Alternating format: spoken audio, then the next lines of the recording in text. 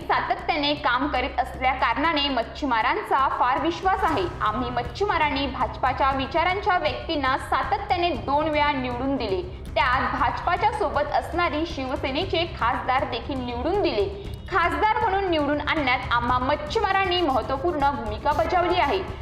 मात्र भाजप सरकारने आमच्यावर वाढवण बंदर लादून मच्छीमारांना, आदिवासी बांधवांना देशोधडीला लावण्याचा विडा उचलल्याने भाजप उमेदवारांसाठी मत मागायला येणार असाल तर आम्हाला माफ करा, आधी वाढवण बंदर रद्द करा, नंतरच मते मागायला या, अशा शब्दात सातपाटीकर मच्छीमारांनी माजी राज्यपाल राम नाईक यांना सुनावले। वाढवण बंदराला विरोध करणारे दलाल असा प्रचार भाजपाच्या व्यासपीठावरून शिवसेना एकनाथ शिंदे गटाचे जिल्हा परिषद अध्यक्ष प्रकाश निकम यांनी केल्यानंतर त्याचे सर्वत्र पडसाद उमटत असून महायुती विरोधात किनारपट्टीवर संतप्त प्रक्रिया उमटत आहेत।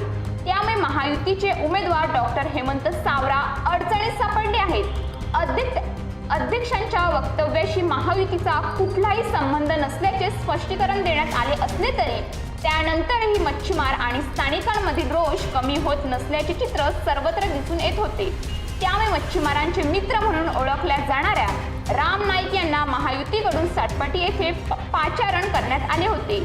यावेळी त्यांच्या सभेला सातपाटी गावातून अल्प प्रतिसाद मिळाला। दरम्यान राम नाईक यांनी सातपाटी श्रीराम मंदिराच्या पटांगणात नेहमीप्रमाणे उपस्थितीत मच्छीमारांना भावनिक साथ घालून त्यांच्या कारकिर्दीत डिझेलवर 1 रुपया 35 पैसे परतावा मिळणे, राम मंदिर उभारणे आदी कामांचा उल्लेख करीत हे काम पंतप्रधानांनी केल्याने आपण डॉक्टर सावरा यांना त्यांचे प्रतिनिधी म्हणून मत दिले पाहिजे असे आव्हान केले।